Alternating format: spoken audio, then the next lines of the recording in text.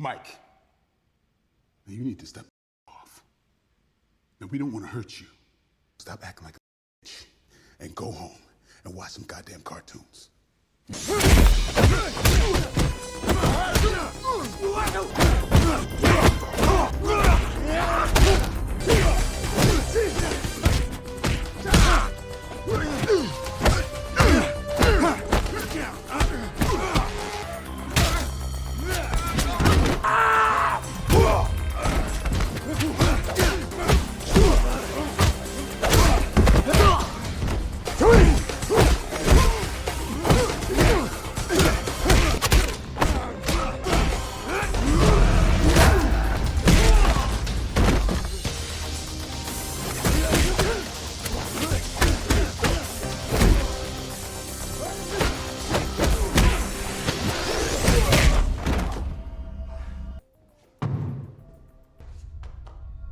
Lock yourself in the other room. Let's see what you got.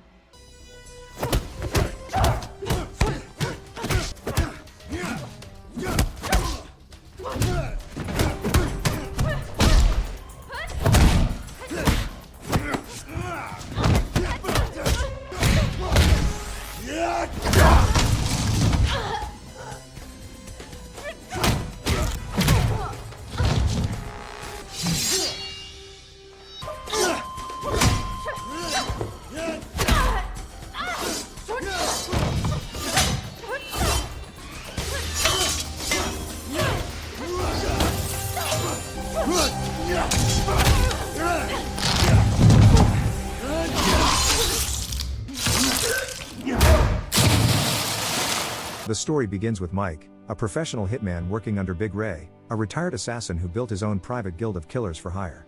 Each assassin has their own signature method of murder. There's the hulking brute who kills in pure rage, loud, messy, and brutal. His presence alone shakes a room, and when he strikes, nothing is left standing. Then there's the poison freak, filthy, always reeking of chemicals. He soaks toothpaste with toxins, laces cigarettes with deadly residue, and smiles while watching his victims rot from the inside. Max and Mick, two ex-Special Forces operatives, stage killings as accidents, flawless, and no police investigation could pin anything on them. Jane, the silent killer with a katana, moves like a shadow, and by the time her targets realize what's happening, they're already bleeding out. Big Freddy, the quiet psychopath, is slow-talking but smart. Once he wiped out an entire squad using a gas he cooked up in his garage. Running the business end is Milton, a bald, obese middleman who handles the contracts, takes the cuts, and keeps the blood flowing. Mike is Big Ray's top earner, ruthless, reliable, and deadly efficient. Clients love him because he never hesitates, never asks questions, and always gets the job done. After completing the job, Mike heads to meet Milton to collect his payment. But suddenly, a thug on a motorbike swerves into his path, trying to knock him off his feet.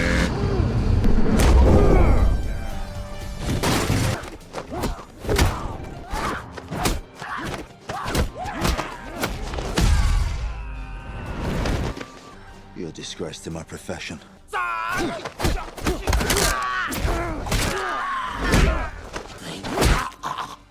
But Mike wasn't always like this. Back then, Mike was just a scrawny teenager who got pushed around daily. One afternoon, after getting jumped by a gang of bullies and handing over his lunch money yet again, something unusual caught his eye. A middle-aged man hauling a gas cylinder was sneaking into someone's house, but something about him didn't sit right. Mike could tell right away the guy wasn't a gas man. Moments later, the entire house exploded, and the man strolled away without a scratch. That moment burned itself into Mike's brain. Curiosity quickly turned into obsession. For weeks, Mike began tailing the man. Eventually, he uncovered the truth. The man was a professional killer, staging murders to look like freak accidents.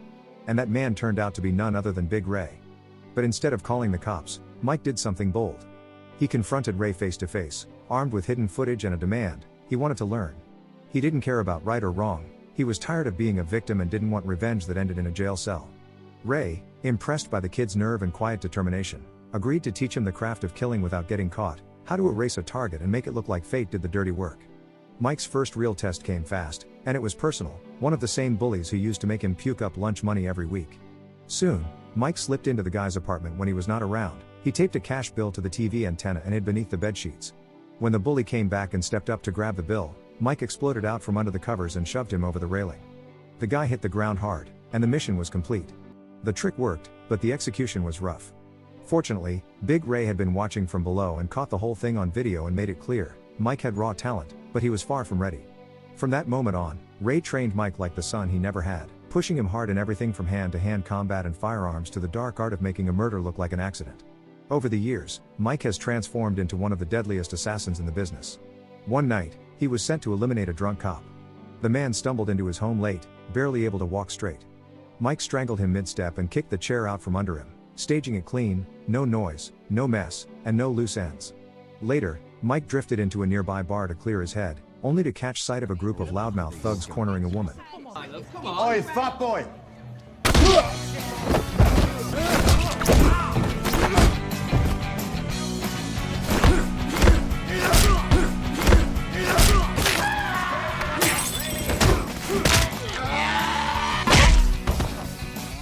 After the fight, Mike didn't say a word, he just brushed the dust off his jacket and walked out, leaving behind a silent warning: no one lays a hand on a woman in his presence.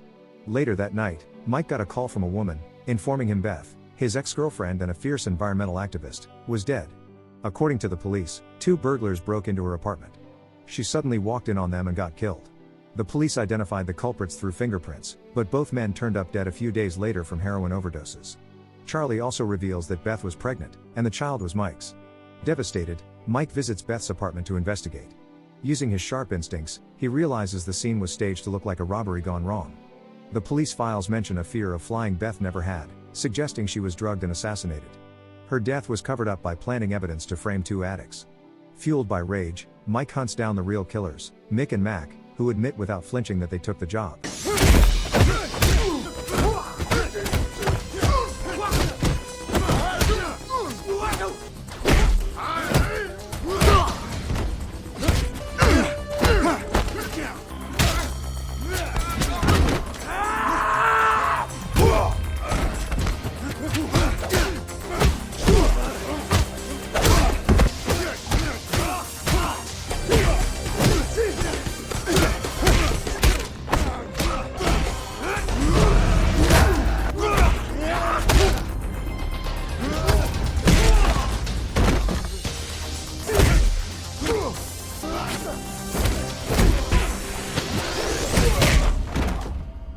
After defeating Mick and Mac unconscious, Mike goes to Charlie's apartment.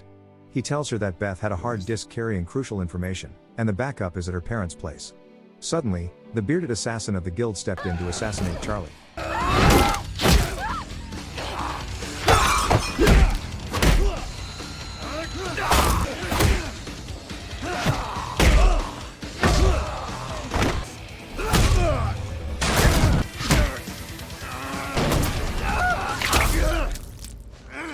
Before dying, the assassin reveals the truth: a guy named Kent sent him.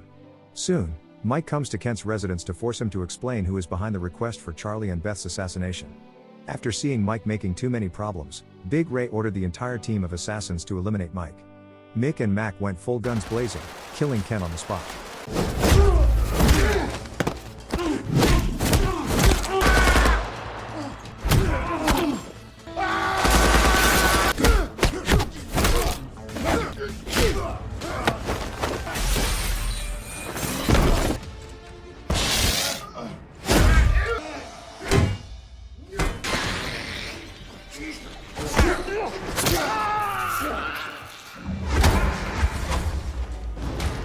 After killing both of them, Mike reaches the mansion of the Van Cap oil executive, the man behind Beth's death. But waiting inside is Jane, the katana-wielding assassin.